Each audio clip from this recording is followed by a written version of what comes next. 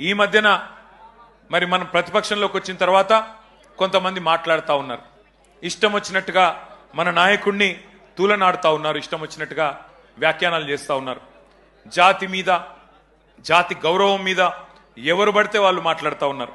నేను వారికి అందరికీ ఒకటే చెప్తా ఉన్నా, తెలంగాణ మట్టితో మమేకమైన వాడికి, తెలంగాణ మట్టితో మమేకమైన వాడికి, ఉద్యమాల ఉగ్గుపాలు తాగిన వాడికి, ఆత్మగౌరవ పోరాటంలో కలిసి అడుగు నడిచిన వాళ్ళకి మాత్రమే జాతి అంటే ఏంటో తెలుస్తుంది, జాతి గౌరవం అంటే ఏంటో తెలుస్తుంది.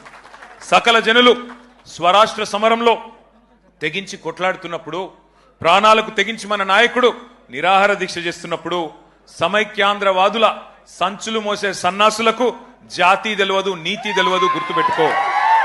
లాఠీ దెబ్బలు తిన్నోళ్లకు, జైళ్లకు పోయినోళ్లకు, తుపాకులకు ఎదురుబడి నిలబడ్డోళ్లకు జాతి అంటే, జాతి అస్తిత్వం అంటే ఏంటో తెలుసు.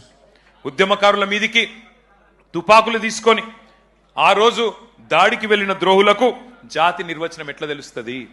రక్తంలో పౌరుషం ఉంటే, డిఎన్ఏలో ఉద్యమం ఉంటే, ఆత్మాభిమానం అనేది ఎక్కడన్నా నీ శరీరంలో ఉంటే నీకు జాతి అంటే ఏందో, జాతి చరిత్ర అంటే ఏందో తెలుస్తుంది.